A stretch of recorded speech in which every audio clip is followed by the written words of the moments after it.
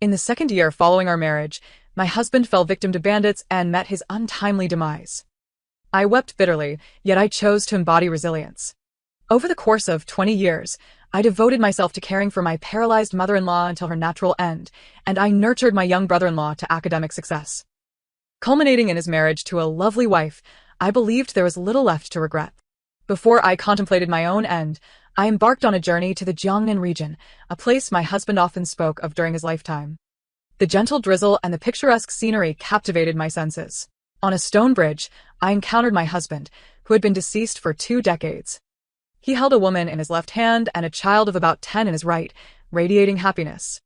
Lord Shin and his wife share an enviable bond since their arrival 20 years ago. They have never quarreled, remarked a bystander. Recently, their eldest son achieved remarkable success in the imperial examinations, his future seemingly limitless. As I exchanged glances with Shin Mo, the mirth on my face abruptly vanished. Before I could utter a word, the child broke free from Shin Mo's grasp and darted past me like a gust of wind. I lost my footing and plunged into the river. The frigid water enveloped me, and I chuckled at my own folly. If I could relive those moments, I would certainly choose to live with greater awareness. Upon reopening my eyes, I found myself back in the first year of my marriage. Madam, the master has informed that he will be attending a banquet at Chunfeng Tower tonight, and you need not wait for him, announced my maid, Yun, her voice resonating in my ears. I blinked in confusion, gazing at my youthful reflection in the vanity mirror, and hoarsely replied, I understand. My thoughts lingered on that last glance from my previous life. As I sank deeper into the river, Shin Mo's gaze across the water was filled with panic and guilt, yet devoid of regret. I donned my cloak and instructed Yun, prepare the carriage, I wish to go to Chunfeng Tower. I yearned to uncover the identity of the woman for whom Shin Mo had staged his own death to elope. Before I could step into Chunfeng Tower, a woman, tears streaming down her face, rushed out through the main entrance. Qingrui. A familiar figure followed closely behind, and they both disappeared into the alley adjacent to the tower. The interior was brightly lit, and with a single glance, I recognized her. This Qingrui was indeed the woman Shin Mo had embraced in my former life. Are you so unable to live without a man? Shin Mo seethed in the shadows, his teeth clenched. You've just entangled yourself with me, and now you pursue the son of the minister. And what of it? As a mere illegitimate daughter of a low-ranking official, unloved by my father and neglected by my mother, who can I rely upon? Should I depend on you, Lord Shin? I witnessed Shin Mo's anger as he grasped Qingrui's chin, demanding, is it so wrong to rely on me? In a swift motion, he lowered his head, silencing the words she intended to utter. Qingrui struggled briefly before entwining her arms around Shin Mo's neck. I stood at the alley's corner, my heart extinguished. It seemed the two had become entwined much sooner than I ever imagined. How utterly absurd. Upon returning home, I was promptly urged by a matron. Madam, where have you been? The old lady is waiting for you to assist with her medicine and foot bath. Shin Mo's mother had grown increasingly irritable since her illness rendered her bedridden, especially after learning of Shin Mo's death in my past life. She feared I would remarry and thus intensified her torment. Any time I conversed with a man within the household, she would erupt in a fit of rage, splashing footbath water over me, hurling dishes at my head, and even placing a dead cat in my bed. Yet, I endured with unwavering patience, personally administering each meal and dose of medicine. I even learned massage techniques to stimulate circulation in her legs. After caring for her for 2 full decades, she finally grasped my hand before her passing and whispered, You are a good child. All those years of toil stemmed from my love for Shin Mo. Yet now it all seemed meaningless. I rubbed my temples, aching from the night breeze, and instructed, inform the old lady that others can attend to these matters. Shin Mo returned the following morning, bearing a box of pastries from Chunfeng Tower, presenting them as if they were treasures. I drank too much last night and stayed at a friend's house, he explained. But look, I brought you your favorite milk cake. He lifted the lid, revealing the cooled delicacies that emitted a strong dairy odor, mingling with the overpowering scent of powdery perfume that made my stomach churn. Noticing my expression, Shin Mo quickly stepped back. Is it the smell of alcohol that bothers you? I'll go bathe immediately. He took a couple of steps, then paused. By the way, I just paid my respects to my mother, and she was weeping profusely. The servants lack your finesse, I'll have to trouble you, to care for my mother more. Gazing at Shin Mo's retreating figure, I felt a deep bitterness within. The bond of childhood friendship had succumbed to the allure of others. Wiping away the tears that had fallen unbeknownst to me, I penned a letter to my elder brother. I hope you can arrange for fake bandits to assist me in my escape. In my previous life, Shinemo had wielded this tactic to ruin my existence. In this life, it was time to return the favor. Sister-in-law, I have a gift for you. Shun Zhao stood by the door, waving his little hand at me. He is Shinmo's younger brother. And at the tender age of 5, his voice still carries the sweetness of childhood. In my previous life, I exerted considerable effort for his sake. Shin Zhao has a rebellious nature and a disdain for studying. In my quest to encourage his learning, I have changed his tutors countless times and incurred significant costs. Yet, he would bitterly retort, I don't want your interference. You are an outsider. What gives you the right to control me? I replied, because I am your sister-in-law, a sister to you as a mother, and I must guide you in the stead of your late brother, ensuring you become a person of merit. During the lessons, I sat by his side, never straying far. I would repeatedly recite the knowledge to Shin Zhao, and when he studied late into the night, I stood vigil alongside him. At my most exhausted, I would rise only to faint, my head striking hard, leaving me bloodied. When Shin Zhao achieved academic success, he knelt before me, tears streaming down his face, exclaiming, I owe my entire life to you. I approached the door, my voice gentle. What gift do you bring? He presented me with a box, his eyes brimming with anticipation. Open it and see. In 2 lifetimes, this was the first gift from Shin Zhao. And my heart softened. Very well. The moment I opened the box, a dark shadow sprang forth, lunging at me. Instinctively, I turned my head, only to feel a sharp pain in my jaw. Shin Zhao had gifted me a snake. Fortunately, the snake was small and non-venomous, leaving only 2 unsightly wounds on my face. Shin Zhao clapped his hands in laughter. Serves you right. Who told you not to take care of my mother? I gritted my teeth and slapped Shin Zhao hard. Such malice at such a young age. He covered his face, disbelief in his eyes, and ran away crying, Wretched woman. I will have my brother divorce you. Xiao Yun hurriedly pulled me to see a doctor. As our carriage made its way down the street, we were met with a throng of people blocking our path. With no other choice, I had to disembark and walk. Why are there so many people gathered here? Xiao Yun inquired curiously. A bystander replied, A young lady has been harassed inside, and a young gentleman is fiercely defending her honor. They're engaged in a fierce altercation. Xiao Yun urged, Madam, we must push through. If we delay, your face may scar. Song Air, how dare you harass a decent girl in broad daylight? You are courting death. The voice sounded familiar. Xiao Yun stared at me in shock. Isn't that the voice of our Lord? Indeed, it was Shenemo. And the young lady crying behind him was none other than Lu Qingrui. A decent girl, you say? That man, Song Air, laughed dismissively. How can you call her a decent girl when she shared a bed with me last night? Shun Emo retorted angrily. You speak nonsense. Song Air clicked his tongue. In the guest room of Chunfeng Tower, the commotion was quite loud. We were all guessing which lord was so bold, and when the door opened this morning, it turned out to be Lord Shen. He raised his voice. The esteemed Shin Emo, known for his love of virtuous women, is quite the joke. A decent girl indeed. She's nothing but a promiscuous harlot who has cast flirtatious glances at me before you, Shin Emo. Shin Mo's eyes turned crimson with rage as he charged at Song Air. And in the ensuing struggle, Song Air called her a harlot repeatedly, provoking Shin Emo to draw a dagger and wound his shoulder. The gathered crowd screamed and scattered in fright, and officials soon arrived to take Shin Emo and Song Air away for questioning. In the midst of the chaos, Shin Emo spotted me in the crowd, his eyes lighting up. He pointed at me. Let my wife accompany you. I have urgent matters. He turned and scooped up the frightened Lu Qingrui. Do not fear. I will take you to see a doctor. Xiao Yun, in a panic, exclaimed, Madam has been bitten by a snake. She needs to see a doctor urgently. No one responded to him as Shen Emo quickly moved away. I was taken away by the officials without protest, but fortunately, although Song Air was a rogue, he was not unreasonable. He looked at the swollen wounds on my face and sighed. Forget it. Why should I make things difficult for an innocent woman? Hurry and see a doctor. We wouldn't want to ruin your beauty. I accepted my misfortune. Even a stranger could show concern, but Shen Emo did not. Though Song Air did not pursue the matter further, 2 hours had passed since I left the magistrate's office, and the pain from my wounds had grown numb. The doctor sighed as he treated my injuries. Madam, why do you not cherish your beauty? A couple had just arrived. The lady merely suffered a slight fright, and her husband was beside himself with worry, insisting I be prescribed a multitude of tonics. He even bought my prized possession, a millennium-old ginseng flower, at a hefty price.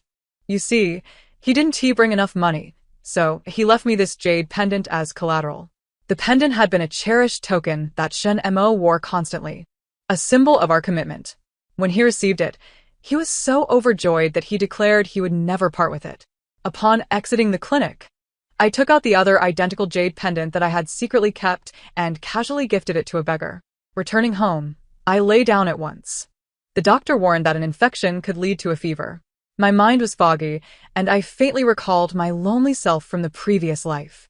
After Shinmo's death, I had refused to eat, drink, or sleep, longing to follow him into oblivion. But Xiao Yin discovered a letter from Shenmo. It contained his plea that if he departed first, I must gather my strength and take care of his mother and brother. He expressed that only then could he rest easy in the afterlife. Clutching a letter, I wept bitterly, my tears smudging the ink, and hurriedly wiped it away. A thin piece of paper, with but a few lines, had confined me for 20 long years. When I awoke, I received a reply from my elder brother. Everything was arranged, and we awaited the 8th day of the 3rd month. The 8th of the 3rd month was merely 5 days away. What else on the 8th of March? Shinmo's voice suddenly pierced through my reverie. I had been so absorbed in the past that I hadn't noticed him enter. His gaze fell upon the letter in my hand, filled with curiosity. It's nothing, I replied coldly. We are to go to the outskirts for blessings at the Fuan temple that day. Shen Mo accepted my words without suspicion and then turned his concern towards my face. That mischievous child, Zhao Zhao, has been severely reprimanded and punished to kneel in the ancestral hall. Ahung, he took my hand, do not hold it against him. After all, you have struck him as well. Consider it settled. I withdrew my hand, acquiescing. Shen Mo stiffened. Are you upset about Qingrui? She was wronged, and I merely intervened to uphold justice. Do not overthink it. I remained indifferent, nodding slightly. Seeing me about to lie down again, Shen Mo hurriedly continued. Ahung, I would like to ask you for a favor. 3 days from now is your birthday banquet, and the imperial concubine, as your close friend, will attend. Could you persuade her to accept Qingrui as a sworn sister? I shook my head, thinking I must have misheard. What did you say? Shen Montag seit. Song Air publicly insulted Qingrui's reputation. She has become the laughingstock of the entire capital. If the imperial concubine were to acknowledge her as a sworn sister, her status would rise, and the rumors would dissipate on their own. I scoffed. You truly are noble in your intentions. Shen Mo's expression brightened, but I continued. It is impossible to ask the imperial concubine to do such a thing. Enraged, he stormed off. You were once virtuous and kind. How have you become so cold-hearted now? I thought he would let it go, but to my astonishment, at my birthday banquet, Shen Mo still managed to broaden my horizons. The imperial concubine, Su Yao, was a childhood friend of mine, and both she and Shen Mo had studied at the same academy. When I was betrothed to Shen Mo, Su Yao was quite dissatisfied. She held my hands earnestly. Look, the son of the Marquis of Huai, the son of the Prime Minister, the grandson of the Duke of Hugua. Who is better than Shen Mo? Why must you marry him? I smiled and declined. No matter how good they are, I only like Shen Mo. When Su Yao arrived, her entrance was grand, and due to her influence, all the guests at the banquet were either wealthy or noble. Upon seeing me, she immediately pulled me aside and whispered, I have heard of your troubles in the palace. Who exactly is that Lu? What was it, Rui? As soon as her voice fell, Shen Mo boldly led Lu Qingrui into the room. Your Highness, he declared loudly, this young lady, Qingrui, is Ah Heng's newly recognized sworn sister. Since you share a bond as close as siblings with Ah Heng, shouldn't her sworn sister also be considered your sister? A profound silence enveloped the hall. Su Yao's eyes widened in disbelief as she turned to me. I stiffly shook my head. What a cunning move by Shen Mo, choosing today to put me in such an awkward position. If I were to acknowledge her, I would merely become the subject of ridicule behind my back. If I refused, it would imply a rift with my husband, suggesting a heart full of jealousy. He was gambling on whether I would concede to save face and accept this sworn sister. Su Yao found herself in a dilemma. Your Highness, I knelt before her.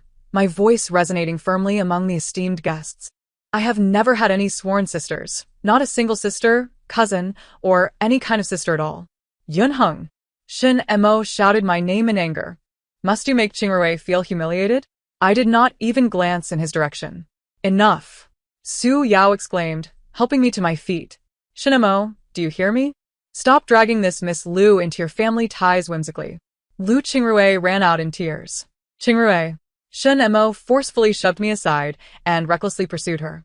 Whispers began to circulate among the guests. They began to murmur about how the couple's affection seemed merely a fade, calling me petty for not even giving my husband face. Reduced to a laughingstock, I could only maintain an elegant smile and greet the guests one by one. In an effort to spare Su Yao's concern, I even tried to comfort her. Thus, my last birthday celebration at the Shun residence ended in utter disgrace. On the morning of the 8th day of the 3rd month, I boarded the carriage bound for Fuan Temple. Ever since the birthday feast, Shin Mo had plunged us into a cold war, and he would naturally not appear today. After offering incense, I retreated to the women's quarters to rest. A commotion erupted next door. The creaking of the bed was distinctly audible, as if it might collapse at any moment. In the pure land of Buddhism, which dog and man are illicitly meeting here, fear the wrath of heaven. Qiu Yun scolded, her face flushed. A woman's delicate voice rang through the thin walls, pleading, Brother Mo, be gentler. Qiu Yun turned abruptly, staring at me in astonishment, her words stumbling. In her eyes, I saw pity. On our wedding day, spurred on by drink, Shin Mo had loudly sworn to me, I shall forever love only Aheng. Should I ever waver, let me suffer a fate worse than death. At that moment, Qiu Yun and the others had covered their mouths, laughing enviously.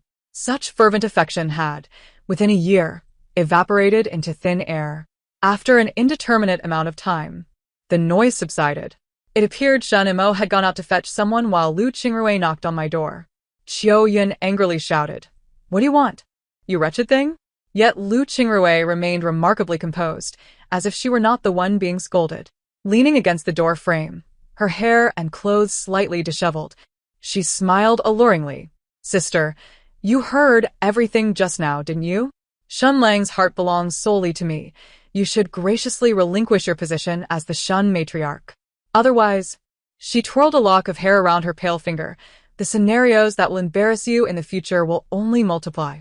With Shun Mo absent, this delicate flower had shed her timidity, revealing her true ambition. Qiu Yun cursed and drove her away. Feeling stifled in the room, I decided to take a stroll on my own, urging Qiu Yun not to follow. To my surprise, I stumbled upon Shun Mo conversing with a friend. You intend to fake your death and elope with Lu Qingrui? To abandon your legitimate wife for the daughter of a mere minor official? Are you serious? His friend exclaimed, astonished, raising his voice involuntarily. Shin Mo merely replied, All my wealth shall belong to her. A life of luxury and splendor should suffice for her. But your wife is the sister of a general, a close friend of the imperial concubine. Has she ever lacked for money? You are being excessively cruel. At her last birthday feast, her reputation was already tarnished. Shun Mo sighed. Her status is high. She will not be mistreated without me. But Qingrui is different. She has only me. He sighed deeply, moreover. Aheng is kind. I will leave her a letter, instructing her to take good care of my mother and younger brother. He was utterly convinced. She will ensure that I have no lingering worries. His friend scoffed in disbelief. You even expect her to remain a widow for you? You truly are heartless toward Yunheng. Shin Mo remained silent for a long while, offering no further response. With every ounce of strength I possessed, I restrained myself from rushing forward. This was the man I had loved since I was 16. How utterly laughable. On the way back with Lu Qingrui, their path was obstructed ahead, with a crowd gathered. He dismounted the carriage to investigate. A bystander lamented. A young lady who was praying was attacked by bandits. Her carriage lost control and tumbled off a cliff. Alas, in a moment of desperation, she pushed her maid down, and her own fate seems dire. Shin Mo peered through the crowd, spotting a maid kneeling on the ground, weeping uncontrollably, her voice oddly familiar. A tremor coursed through his heart inexplicably. Lu Qingrui poked her head out of the carriage, timidly saying, "Brother Emo, let's go home. I'm scared." Shun Emo hurriedly jumped back into the carriage, wrapping her in his embrace. "Fear not, I am here." Today, it seemed, Yun Heng had also gone to Fuan Temple. He thought belatedly, but she was always so bold. She would not be afraid. After delivering Lu Qingrui home, they lingered together for a long time, dreaming of their future happiness. By the time they returned to the Shun residence, night had fallen. The entire household was unusually quiet. The stable boy who came to lead the horse lowered his head, afraid to meet Shin Mo's gaze. Shin Mo casually inquired, "Has the madam gone to serve the old madam?" His mother would always complain to him about Yun Heng's shortcomings, chastising her for being unfilial. It had been a while since she had personally attended to her. Just this morning, she had wept over it. The stable boy stammered, "The madam, she..." He hesitated, but was abruptly interrupted by an irate Shin Mo. What kind of behavior is this for a daughter-in-law? He strode purposefully inside, ignoring the frightened and sympathetic glances of the servants. In Songha courtyard, Shin mother had not yet retired, seemingly waiting for him. Upon seeing him, she abruptly sat up, exclaiming, "Montag er." Shin Mo nodded knowingly. "I already know. Yun Heng has neglected you again. Just wait. I will fetch her at once to apologize to you." Shin mother, bewildered, uttered a soft, "Where will you find her?" Shin Mo, filled with fury, turned sharply, "Naturally, I will go to her courtyard. Rest assured, even if she is retired, I will bring her to you. Come back." Shin Mo had already crossed the threshold when Shin Mother's voice boomed from behind. "What are you calling for?" Shin Mo paused, repeating in confusion, "What do you mean she's gone?" He did not comprehend. Shin Mother sighed heavily. Yun Heng encountered bandits. Her carriage fell off a cliff, and there is no trace left. She gazed at him with confusion. "Did you not go to Fuan Temple today? You truly did not know? The news has already spread throughout the capital, and you are unaware? I thought you were out searching with the officials, which is why you returned so late." Shin Mo suddenly recalled that familiar figure. It was indeed Yun Heng's personal maid, Chiao Yun. His previously forceful steps became weak as he murmured, "It can't be true. It's impossible." "How can it be impossible?" Shun Mother retorted. This afternoon, the imperial concubine and the clan elder from the Yun family came by. They have confirmed Yun Heng's death in person. At the base of the cliff lies a deep, cold pond. The remnants of the carriage are floating there. There is no hope for survival. Shin Mother continued to speak, but Shun Mo could no longer hear her. The darkness outside loomed like an abyss, pressing heavily upon him. He staggered 2 steps before collapsing to the ground. The Shun family, henceforth, no longer occupied my thoughts. At this juncture, I had already boarded the carriage heading north. I had sent a letter to Su Yao in advance, to spare her the heartache of my departure. She scolded me for my lack of conscience, for abandoning her to embark on my journey, then shifted her tone, advising me that I should have left Shin Mo long ago to embrace a different life. I was on my way to Muchuan, a place chosen for me by my elder brother. It was said to be a land of picturesque mountains and clear waters, inhabited by simple folk. I assumed the new identity of Xiao Yao, bestowed upon me by my brother, who wished for me to live freely for the rest of my days, unburdened by others. Along the way, I encountered numerous injustices and witnessed the tragic fate of many who succumbed to starvation. It dawned on me that the emotional wounds I had previously endured paled in comparison to these grim realities. In those moments, I felt an irresistible urge to draw my sword and intervene, employing the martial skills my brother had once compelled me to learn to save those in distress. One day, I came across a young woman, treated as collateral by her father, being dragged away to a brothel. I offered to pay her ransom, but those men, seeing me alone, laughed derisively, saying, "Money, we want. And we shall take this little lady with us, all the way to the brothel." Caught between the need to protect the girl and fend off dozens of burly men, I soon found my strength waning. It was then that Siap Beeping appeared. Clad in black, wielding a dark sword, lean and upright, he stood beneath a tree and casually inquired, "Do you regret saving her?" I was suddenly pushed from behind and fell to the ground, my face meeting the dirt, yet I strained to look at him. "Regret? If you help me, I will give you all the money I have." Siap Beeping chuckled, "I do not want her money." With that, he unsheathed his sword and, in a breathtaking display of speed, dispatched dozens of men with a single stroke. He extended his hand to me. With your meager skills, perhaps it is best you refrain from meddling in unjust affairs. I raised my chin defiantly and proclaimed, in a world of chaos, every individual bears responsibility. The notion, once recited by my brother in my childhood, suddenly took on profound meaning after many years. Perhaps his intention in sending me north was to extricate me from the gilded cage of my family, to expose me to the sufferings of the world, and to show me that personal affections are as fleeting as dust. Very well, Xia Beeping smiled, his eyes sparkling with mischief. I, too, am heading north. Let us accompany each other. With Xia Beeping, a formidable ally, the journey north became significantly easier. We traversed bandit-infested mountains, confronted corrupt officials exploiting the populace, rescued drowning children, and battled bullies who abducted women, forging a bond of life and death along the way. By the time we finally reached Muchuan, my brother had been waiting for quite some time. He scrutinized me for a moment before failing to recognize me. You've tanned and lost weight. He clapped my shoulder, his spirit evidently lifted. Compared to the dignified noblewoman Yun Hung from the capital, I prefer you as you are now. He gestured towards Xia Beeping. What do you think? Lord Xia? I widened my eyes, turning to look. Xia Beeping arched an eyebrow. General Yun's words, I cannot agree with. He turned to me, his expression serious. The past Yun Hung and the present Xiao Yao share one unchanging quality, your inherent resilience and kindness. My cheeks flushed as I gazed into his clear, reflective eyes. Was I truly so remarkable? In my rebirth, I had masked my true self with indifference while at the Shin family, convincing myself to be apathetic. From Madame Shin to Shin Zhao, they all claimed I was cold-hearted, while Shin Mo accused me of lacking generosity. Over time, I lost sight of who I once was. This journey north had spanned 6 months.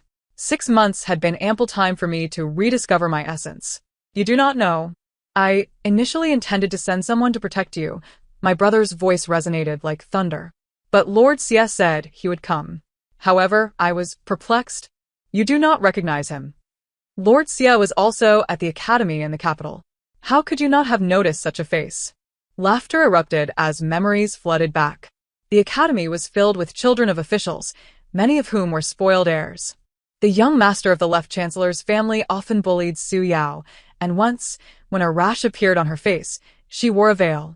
That young master insisted on teasing her by lifting the veil, and being of significant influence, no one dared to intervene. I nudged Shinamo to assist, but he dismissed it as mere play. Infuriated, I stepped forward, seizing the young master's wrist and twisting it until he cried out in pain. What sort of hero is one who bullies a young lady? Fuming, the young master retorted, Who are you to meddle in my affairs? I spat. My brother said that a true man achieves greatness. You, who prey on the weak, are nothing but a coward. The onlookers erupted in laughter. Shamed, the young master later sent thugs to surround my carriage. Gritting my teeth, I was about to disembark when I heard a clear, resonant laugh. Miss Yun, you may return home. I shall handle these ruffians for you. Curiosity piqued, I lifted the curtain to see a slender figure clad in black. He stood tall and graceful, moving with a fluidity akin to the wind. Miss, that seems to be Lord Xie, Achio whispered. I had intended to thank him the following day at the academy, yet I never saw him again after that day. Rumor had it that he had heeded someone's advice and gone to the frontier to achieve glory. Reflecting on the timeline, I realized that my time with Xie at the academy had only lasted half a month, and I had been so focused on Shun Mo that I could hardly recall his face. I opened a tea house, providing refuge to many homeless young women. One day, a storyteller recounted a tale of the valiant exploits of Marquis Huai, Xie. His narration was captivating, and I listened intently. Suddenly, a figure darkened my view as he took a seat across from me. Xie Beeping, his eyes sparkling with mirth, remarked, I have taken your advice and achieved success. Does that make me a hero? I smiled and nodded. Though I have not witnessed your gallant deeds on the battlefield, your journey north, championing the oppressed and punishing the wicked, surely qualifies you as a hero. He produced a rusted iron arrow and laid it before me, his anxiety palpable. This arrow, once destined to ensure my demise on the battlefield, Yet I persevered, as I had yet to return to the capital to propose to the young lady, to express my feelings. With this arrow as a token, I wish to ask you, his ears flushed a deep crimson, will you marry me? In recent times, the esteemed Lord Xie had taken to assisting at my tea-house daily.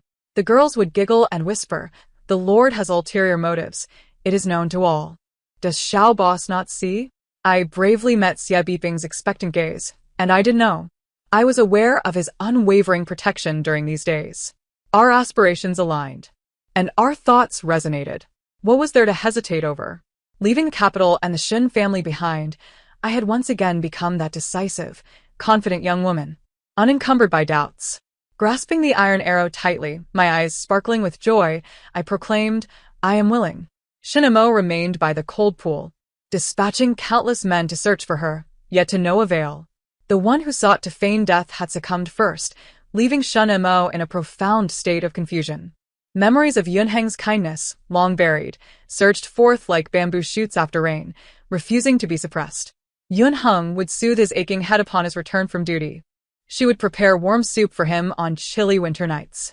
She would distribute grain and porridge to the impoverished, accumulating a wealth of good reputation for his career. In these days, every moment, whether awake or asleep, was haunted by Yunheng's every gesture, every smile. It was laughable that he had once considered it commonplace. Lu Qingrui gleefully remarked, since Yunheng is passed, there is no need for us to elope. You must marry me quickly, or it will be too late, she urged. Shen Mo, in a daze, repeated, too late? Indeed, Lu Qingrui exclaimed triumphantly, I am with child. However, Shen Mo's words doused her joy like a bucket of cold water. A Heng is not dead. How could I take you as my wife? What do you mean she's not dead? Lu Qingrui exclaimed in anger. The government has issued a notice. After such a long time, she may have already been reincarnated. Shen Mo's expression turned terrifying as he seized her shoulder, gritting his teeth. I say she is alive, and she is alive. If you wish to usurp a Heng's position, let me tell you, it is impossible. Lu Qingrui fell to the ground, weeping. So you never intended to marry me, you deceiver. A Heng is dead. What are you pretending to be so sentimental for? In her desperation, she sought out Shen's mother, leveraging the child in her womb as a bargaining chip. And Shen's mother decreed that she would become Shen Mo's concubine. Though Lu Qingrui was most unwilling, she found herself unable to resist as her belly grew day by day. She had anticipated a life of comfort within the Shen estate, only to discover that she was treated even more like a servant than before.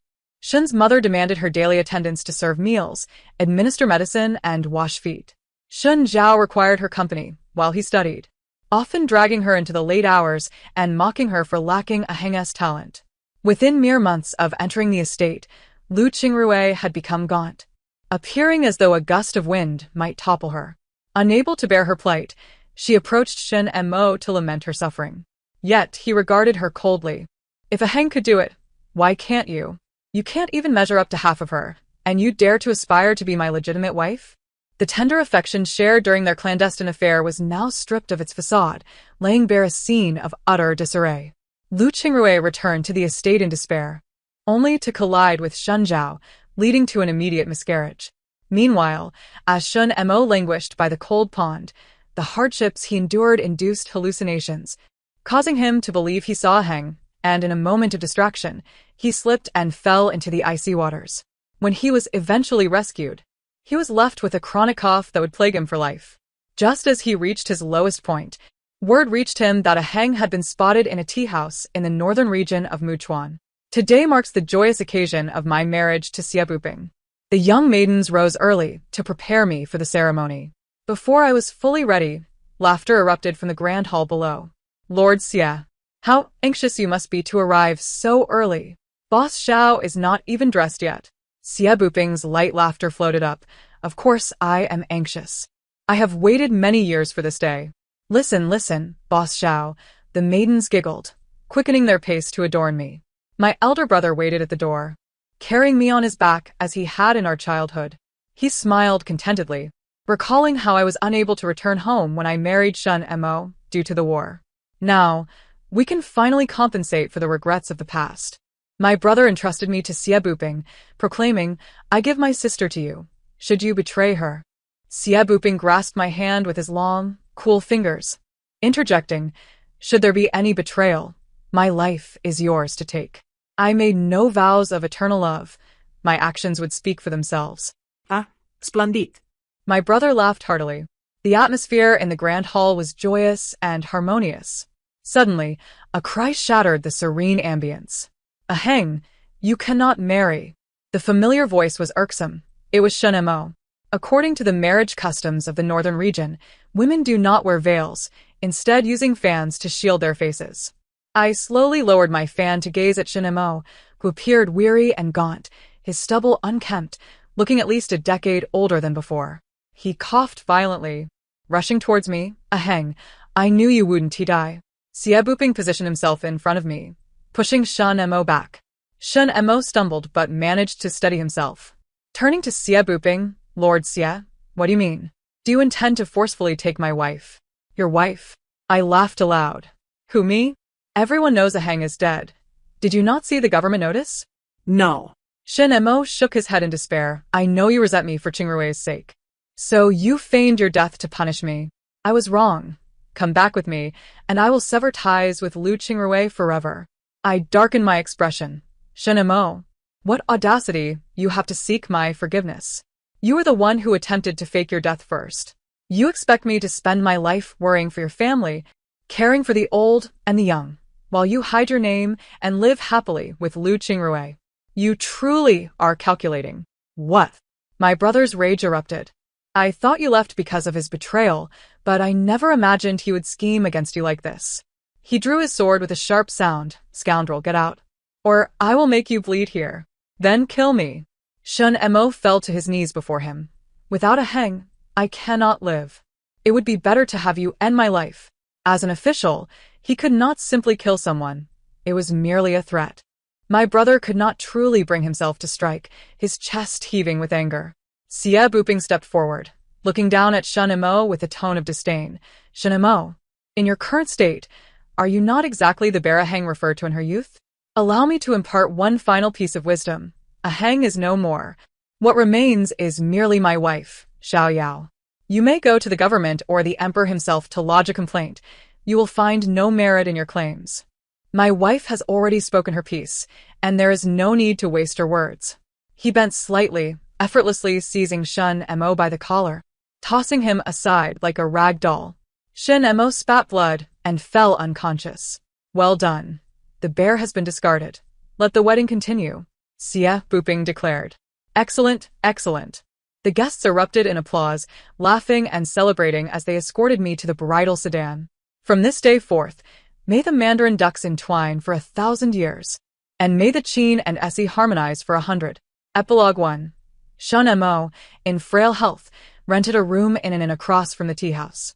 He spent his days seated by the window, gazing at the tea house for hours on end. There, he beheld Aheng, the lively and cheerful woman he had not seen in ages, her spirit radiant like the fervent sun.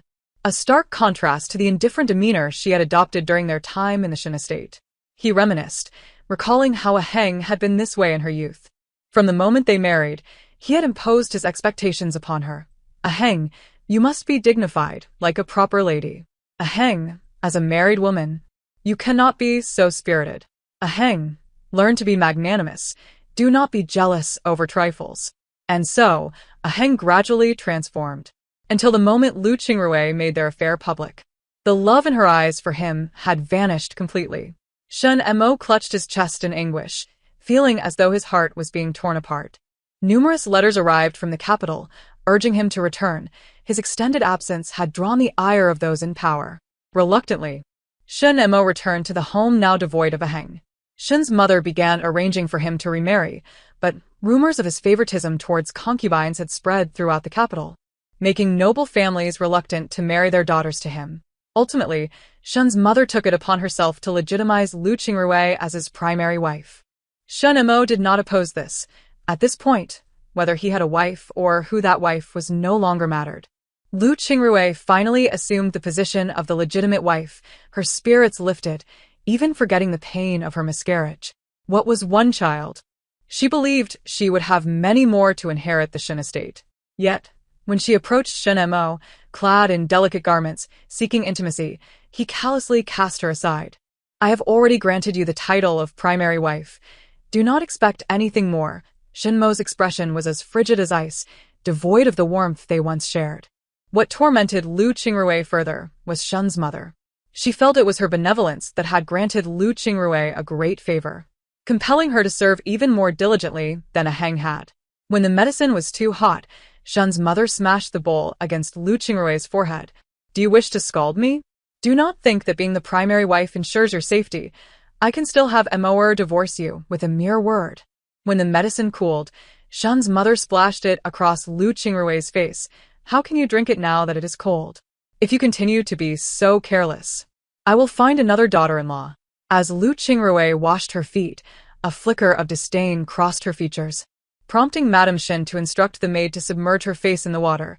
Yunheng has never shown disdain, and you dare to do so? However, within mere days, Lu Qingrui found herself in a state of despair. She yearned to seek solace from Shen Mo, yet was barred from entering his quarters.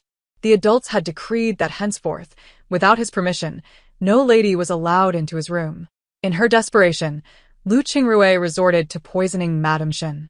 By the time Shen Mo discovered the situation, the matriarch was clinging to life by a thread, and it took the utmost effort of the physician to salvage half of her existence. From that moment on, she was unable to even sit up, reduced to a mere puddle of despair, counting the days that remained. Shen Mo, furious, searched high and low for Lu Qingrui. Ultimately, he found her in the bed of Mengyu, the youngest son of the chancellor, completely unclothed. Your wife is quite delightful. I would graciously allow her to become my concubine. Mengyu laughed brazenly. Lu Qingrui's complexion turned ashen. Did you not say I could be a secondary wife? Mengyu scoffed dismissively, retorting, what are you? Just a treasure to Shen Mo, who would forsake the Yun family's daughter for you. I only wish to see Shen Mo wearing a green hat. With a frigid expression, Shen Mo engaged Mengyu in a violent struggle. In the chaos, he drew a dagger, piercing Mengyu's shoulder, and with a fierce stroke, he slashed Lu Qingrui's neck. Once lovers who professed affection, they were now sworn enemies in a life-and-death struggle. The chancellor, enraged, sought the truth. This time, there was no Yunheng to assist him. Before long, Shen Mo was stripped of his official position and his family's assets were confiscated, forcing them into a dilapidated house on the outskirts of the city. Exposed to the biting winter winds, amidst the howling winds, Shen Mo fell into an interminable dream. In this dream, he successfully faked his death and settled in Jiangnan with Lu Qingrui, living as a pair of celestial beings, blissfully happy. At the age of 40, he and Lu Qingrui strolled along a bridge with their 10-year-old son, only to collide with Yunheng. Now 40 as well. Yunheng appeared a decade older due to the burdens of managing the Shen household. She would never have fallen into the river. She had even grasped the railing. Yet, upon witnessing him cradling Lu Qingrui and soothing her softly, without casting a single glance her way, Yunheng relinquished her grip, allowing the icy waters to envelop her. In another life, it seemed she whispered, I shall certainly live differently. Shen Mo awoke, drenched in sweat. At the same moment, his mother and Shen Zhao also awakened. I dreamt of sister-in-law, Shen Zhao cried, lamenting that she was meant to care for him as he achieved academic success. Now, due to Shen Mo's predicament, he had lost his eligibility for the imperial examination. Tears brimmed in Madame Shen's eyes as her lips moved, her words muffled, after much effort. Shen Mo finally discerned, I had hoped to enjoy my twilight years under Yunheng's devoted care. Her hand flailed aimlessly before finally falling limp. Shen Zhao, in utter despair, gazed at their dilapidated home. Elder brother, let us bring sister-in-law back, please. Shen Mo sorrowfully shook his head. She could not be brought back. He had heard that Yunheng had given birth to a delightful child with Xie Qian, who was already walking. Indeed, she had truly chosen a different way of living. In this world, there was no longer a second Yunheng who wholeheartedly cherished them. She had toiled through a lifetime while they had lived carefree. Thus, in this life, it was time for them to repay the debt. He placed a hand over his wildly beating heart and expelled the last remnants of his blood. Xie Boping charged valiantly into battle, fueled by the words of the maiden who had called him a hero. He concealed his identity and ascended from a lowly soldier to the rank of general. During his closest brush with death, an iron arrow pierced his chest. He could feel the life ebbing away, his very soul seeming to float away. How utterly unjust, he thought, that the girl remained unaware of my feelings. Dying would be in vain. No, I cannot perish. Thus, he endured, with even the military physician proclaiming it a miracle. At long last, clutching his military accolades, he knelt before the emperor, seeking a reward. Yun family saw him? The emperor sighed. You have come too late. She was married yesterday. The unhealed wound on his chest throbbed painfully at that moment. Later, as fate would have it, he encountered Yunheng strolling hand in hand with Shinemo, her smile radiating genuine happiness. That is also good, Xie Boping persuaded himself. He returned to the frontier, vowing never to return to the capital. Until one day, he received a letter from the capital. Xie Boping, Aheng has bid farewell to Shinemo. I ask you but one question. Do you want a wife? Shuyao. The perpetually overcast skies of the northern lands, at that instant, shone brighter than Jiangnan. The end. Thank you for listening. If you enjoyed this tale, please remember to like and subscribe. Until we meet again in the next story.